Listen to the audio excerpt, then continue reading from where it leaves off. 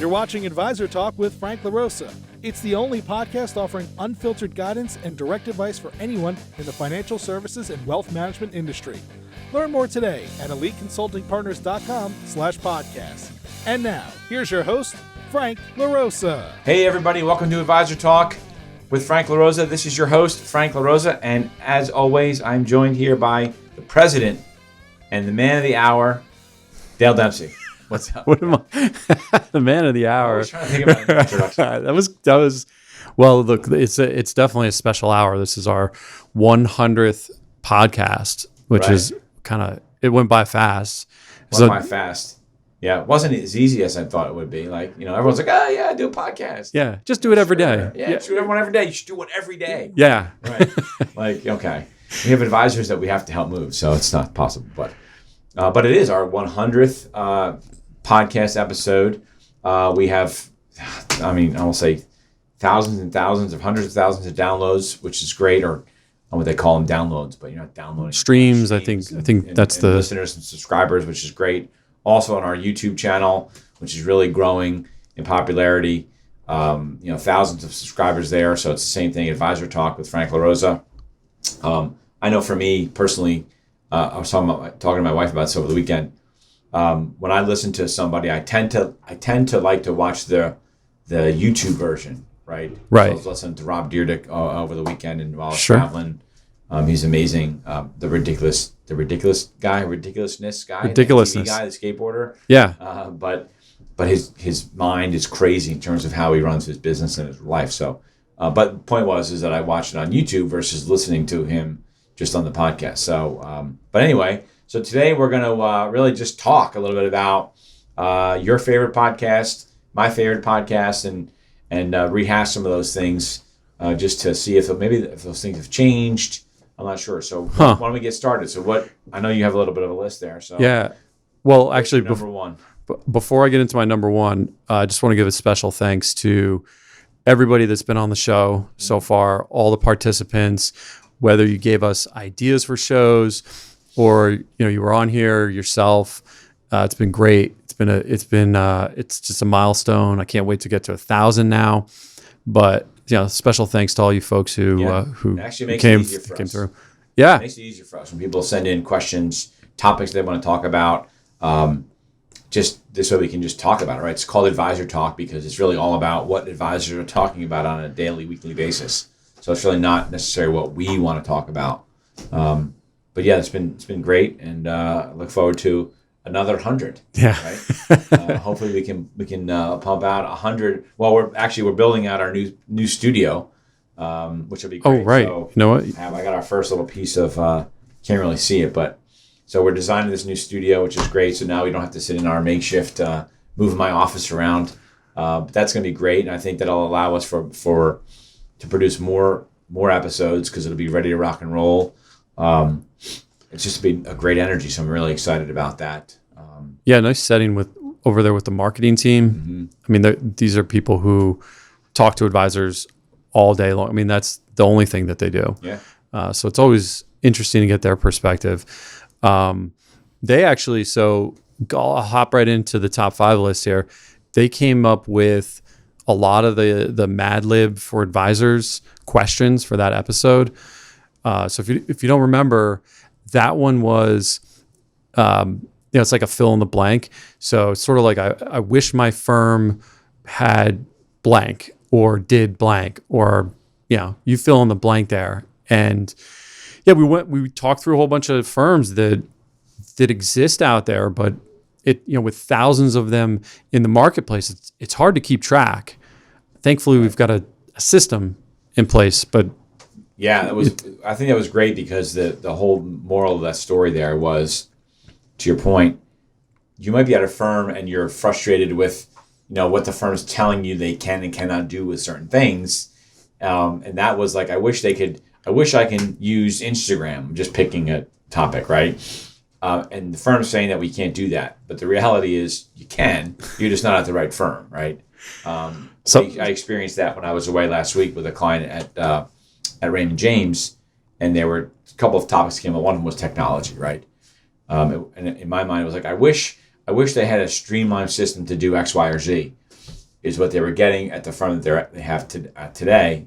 And then during the course of the meeting with Raymond James last week, they were starting to see all that stuff, and you can see their sort of blood boiling a little bit, like frustrated, right? Sure. So, but yeah, that was a good one. Yeah, it brought out some ones that, some like table stakes topics that you'd think you'd have at any firm. That was hilarious.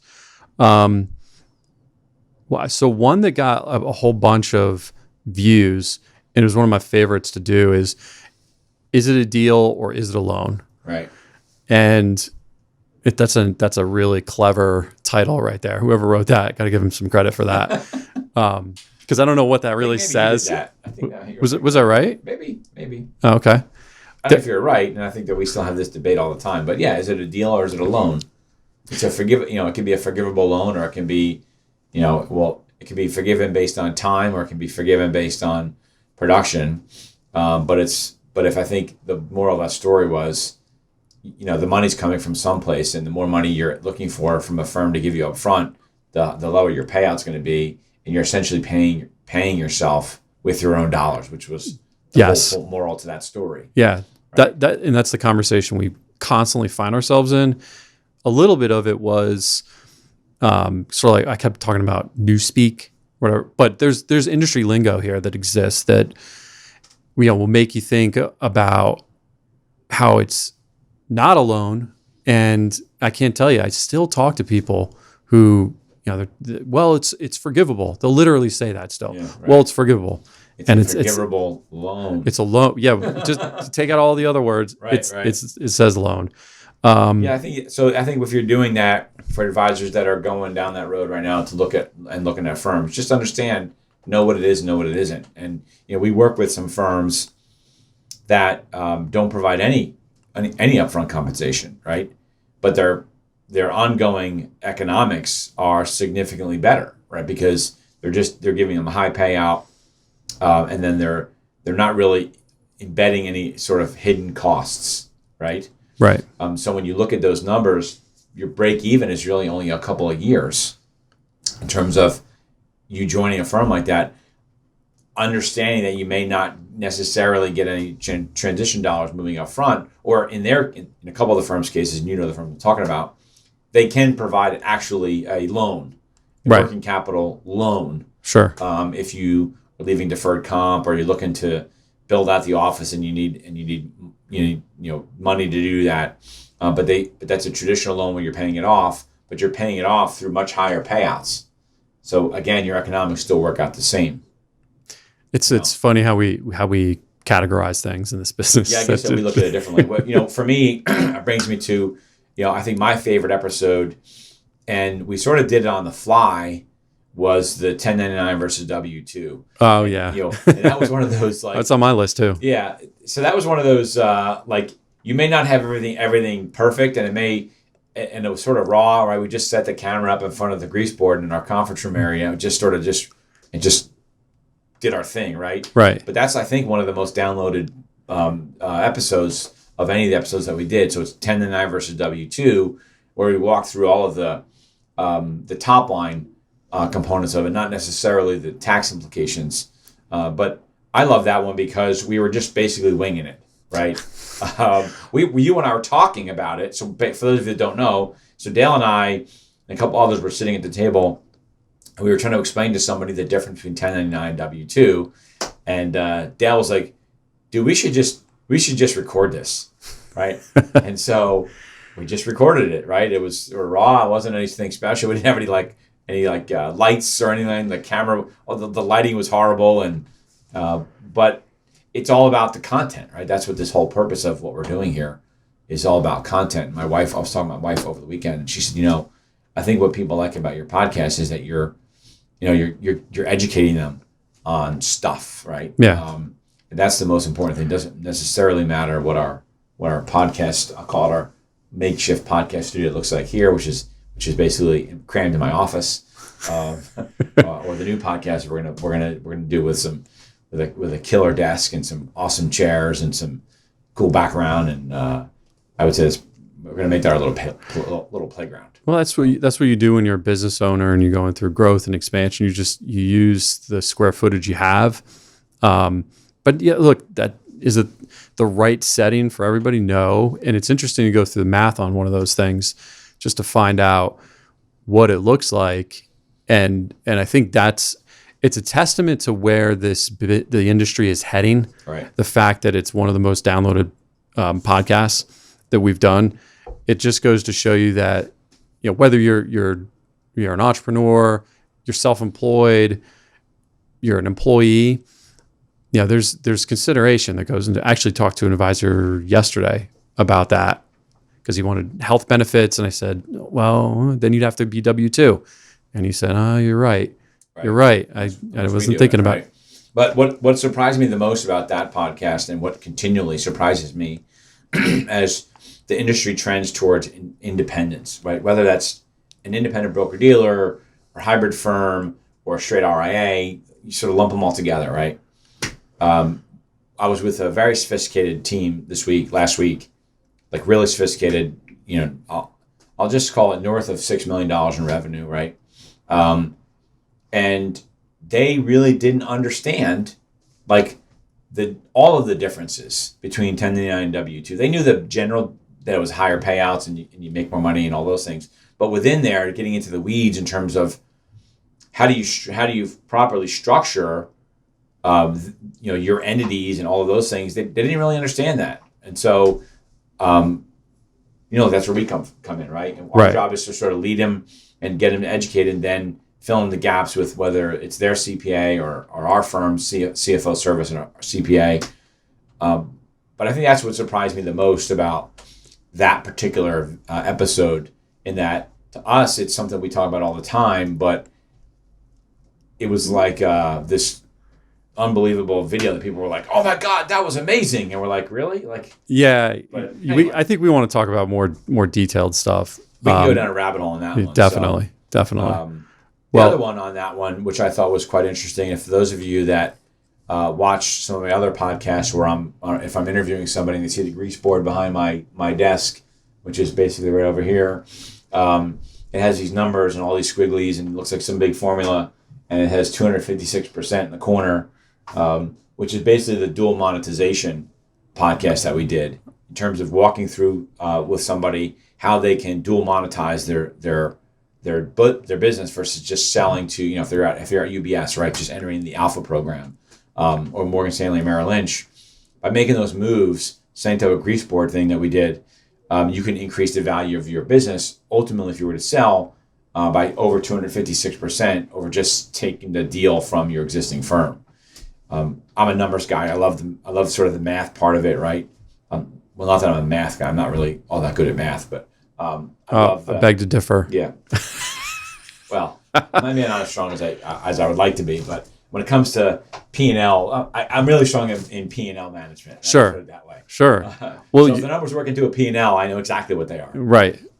You must. Well, I'm loving all the private equity stuff that's going on, just from the standpoint that it's got everybody talking about their P&L. Oh, yeah. What's my P&L worth, right? Love it. And you're starting to see firms do really creative stuff all over the board, and deals like I've never seen before. And so it's interesting to see the evolution of that sort of thing. We're definitely going to do our next podcast will be, I think we're going to be addressing, which we talked about, really addressing that component, because I think things are changing in the space.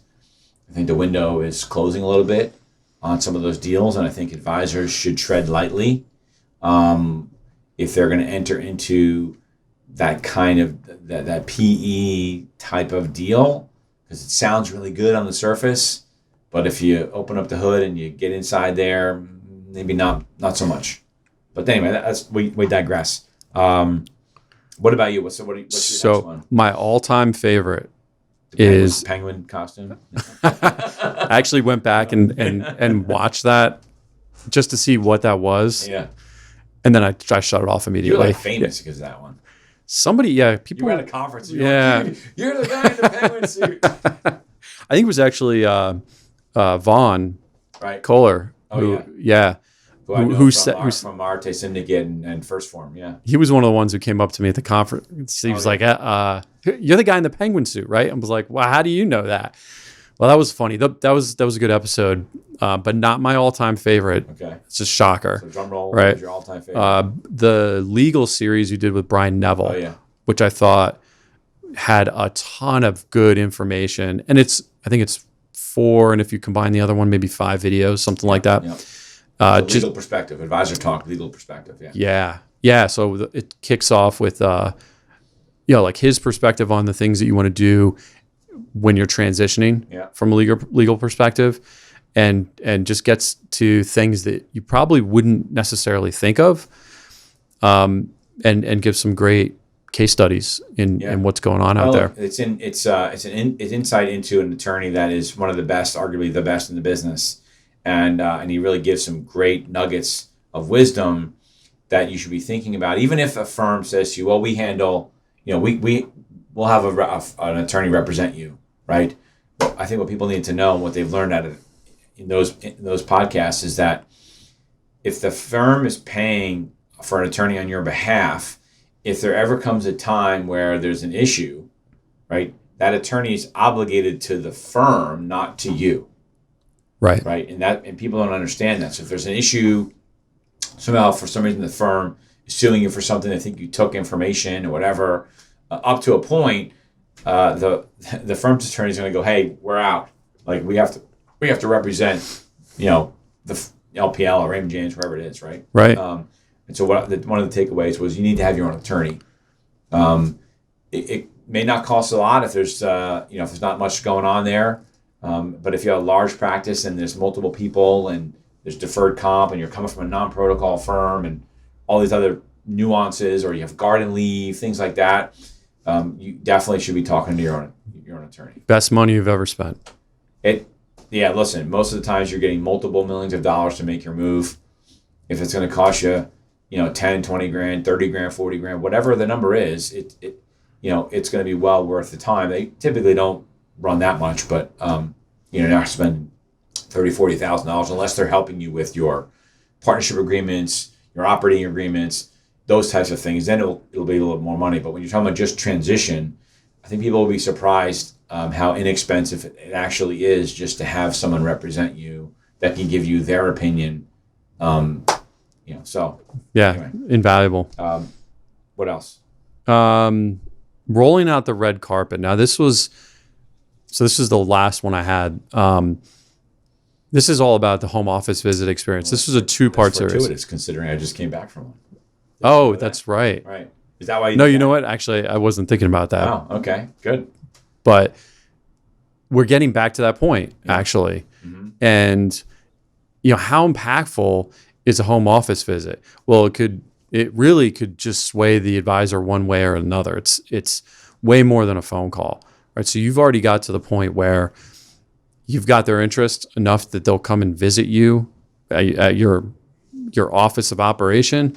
You better do all the right things so that they can make an informed decision, and they're wowed and they love you. I mean, there's so much in those 2 podcasts, little things.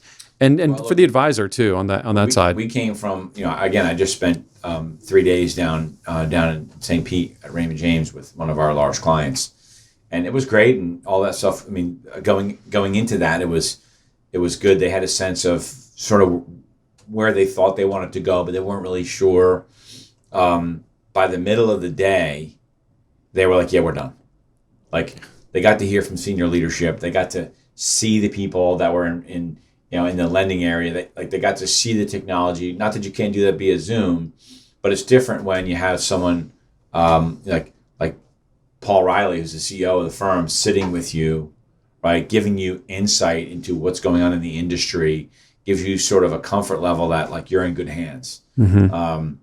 But they were like, yeah, we're done. Like we know where we want to go, and I think that firms, it's great coming out of the whole COVID thing, right? That you're able to move the ball down the road maybe further using Zoom and stuff like that. More people are definitely comfortable doing those things. But there's nothing better than going down and wherever it is and sitting in front of the potential firm that you're going to go join, because there's body language stuff that you see when someone's answering questions. There's just simply walking through the halls of the organization. I was going to bring that up. So you can go do a home office visit and there's a lot of smiling faces. Raymond James specifically it's pretty exciting to see such a large organization, no matter what floor you go on, to see how many happy people there are at that company. Yeah. And you don't pick that up on a Zoom call. Look, this isn't a Raymond James pitch, right? But the fact of the matter is, if you have a great firm culture and you do, or you believe you do, right, and it's in your core, you should do whatever you can as a firm to try to get your potential advisors out to your company, whatever it's going to cost. It's worth every penny, because if you really believe that you have the best, then you should be doing that. And coming out of COVID, I think firms need to step it up again. And but that podcast was really partly about firms that do it well and some firms that don't do it well. We talked about that. Right. There are some firms that I've been on a couple that were just awful. Sure. And so, it's sort of my job to give that feedback to any firm that we work with. Like, hey, listen, here's what our experience was. I mean, I say our client and me, I'm on the same side of the table. But I think that was a good one. So if you're a firm thinking about those things, you should go listen to that, right? But I also covered, what advisors should be doing when they're going on the home office visit. So you want to check that out as well, because there's things, like to your point, like everybody could be great in an interview, right? And they're pitching who they are and this is what we do for you, right? But behind the scenes, there may be some things missing. Years ago, we had a firm cancel a home office visit with an advisor based on some just kind of the advisor's appearance, tardiness, and a couple other things. Oh yeah. So I remember that. It was, I don't know. So it was a little eye opening. I guess in retrospect, it's been years and years since I even thought about that. But it's you listen to the podcast. It's got a couple good tips in there. And again, this happens to be a Raymond James story, but this was about 6 years ago, and it was a over $10 million producer. And I said to him, "Listen, when you go there, they're interviewing you too, so just be mindful of that." And a few days later, I get a call from Tosh Elwin, and he says, "Hey man, we're going to pass. Mm-hmm. We're going to pass." Right. And this I remember this. Yeah. Yep. This advisor, went and was cocky and, complained, why didn't they fly me down first class? And, even though like nobody at Raymond James, not even Paul Riley, flies first class unless it's on their own dime. They picked, like they didn't even send a car for me. Well, that's because the president of the firm picked you up in his own car. Like culturally, he just didn't fit. And that's what these firms are looking for, right? And it was a $10 million producer, so I applauded them. I wasn't happy that they said no, but that's the reason why we have so much success with them, because of the culture. So anyway, so one of the ones that I'll jump in here. I think one of the ones that I like, almost like it's a sentimental reason, right? Was what does your mailbox look like? That was like our first one. So was that first one or two? I think I tried to find that one because that was the one that I thought of instantly too. Yeah, that's a classic. So so what does your mailbox looks like? And that was us winging it. That was us trying to figure this whole thing out here, right? And that was really about, and I guess it's fortuitous. Also, that's the word of the day, I guess. Is now we're getting back to clients coming back into your office and recruiting and things like that. So paying attention to what your office looks like. So that episode, for those of you that maybe didn't listen to it, you should go back, had to do with your client, right, experience. And if you're a practitioner or owner of a business and you're trying to recruit people into your office, what does that experience look like? I happened to go to an advisor's office one day and it was just awful. You wanted to leave. I wanted to leave. There was like, I'm like, I can't advise a client to come here, meaning an advisor client to join his office. Like he had an empty refrigerator just sitting in one empty office, and it was just not cool. Yeah, but to the mailbox thing, it's the first thing you see when you come up to a house. So Right. you want to make a good first impression, because what do they say about first impressions? It's Right. Well, I think it's everything. I think what got me going on that one is I had changed my mailbox because it sort of looked a little run down, and across the street, we had a neighbor that their mailbox was run down, not a little. It was just run down. It was a nice house, and it got me thinking. Like, I wonder what's going on in that house. Like, what the house must be in chaos if they let their mailbox just basically like hanging there. And so that's what it goes to, right? If you don't have an organized office and the office environment itself isn't organized, what does that say about you as a professional? And when clients come in, they think about that stuff. And I think that if you're, like you could be a frugal individual. I'm not going to say cheap, but you can be frugal, but still be organized and clean, right? You don't have to work with what you have. Work with what you have. Yeah.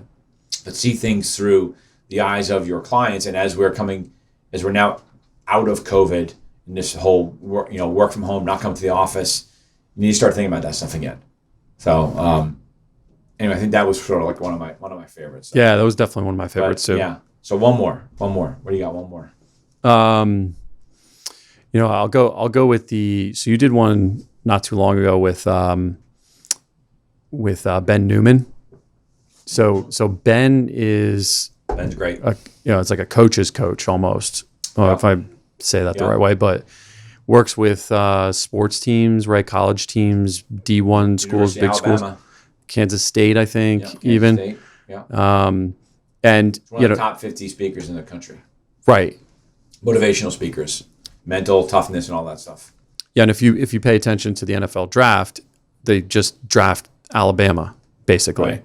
And part of it is him coming in and talking to these kids and getting them prepared for the season ahead, the 4-year, 5-year span ahead, and how to be motivated day in and day out. And that's a great podcast. He talks about the burn, right? Finding your burn. I say purpose, or people say purpose. He uses burn. Why are you doing what you're doing? And so with the Bama kids, I say kids because they're my son's age, right? When you're in an environment that's hard, right? Nick Saban has high expectations. If you don't understand what your real burn is, why you're really doing this, right? You're never going to make it. Mm-hmm. And that's, I think, what he drove home. And I know for us, we know what our purpose is, right? We know what our burn is, to deliver high levels of services to advisors that look to make a move so that they get the very best advice possible in making their move. And that is a driving purpose of ours, which is why we work so hard and just put the grind in. So that was a great one because that sort of crosses over your personal life, yes, professional life. Yes. Why are you doing the things that you're doing? Why are you working so hard? Well, part of your burn has to do with your family life, right? And why are you, like getting up at the crack of dawn to do what we do and work late at night and try to accomplish things. The burn for me is just, it's great because it helps me make decisions. Right. Just I can make a ton of aesthetic decisions if I know what the end goal is. Right. If I don't, I'm really hamstrung as to what I'm thinking and what. The way I do things is if any of the decisions in my life don't line up with what my purpose is, right, or my burn, I just don't do them because it distracts me from my goals of doing what we're doing here, right? So it's not only just helping advisors all across the country really get good advice, because I fear a lot of times that advisors are making a move and they're not getting the right advice. It's not that they're getting necessarily bad advice, because I'm not like putting down other like recruiting firms, right? But a lot of those firms just simply don't have the background and experience that I do to give an advisor the right advice through the right process. We really worry about when an advisor knows someone who knows someone, and so they're talking to some firm, but they're talking to them by themselves, and that's really the only firm that they're talking to. not understanding there's so many more options out there, right? So yeah, that might be an okay decision, but was it the best decision? And so I actually lose sleep at night thinking about those things, right? And then building an organization where people can come, to this firm with that and understand and believe in that same purpose, and then build a career for themselves here. And so the more people we can bring on to, bring over to Elite, the more advisors we can help. That's what I obsess about to a fault sometimes. I was thinking about it actually on the way to work this morning about how I get to help people. Because I was having a conversation with my son right before I left and put a smile on my face as I headed out the door, knowing that, hey, you know what? I get to help people. Yeah. You don't always get to do that as a no, you don't get to see it day to day.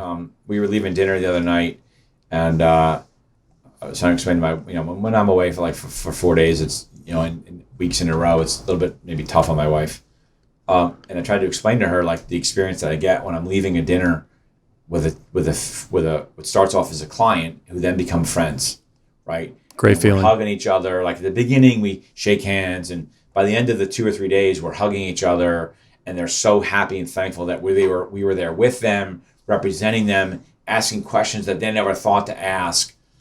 To me, that's the reward. And that's what I was trying to explain to my wife. Like, I understand that, but I have to be there for these people because it's the reward and the satisfaction we get.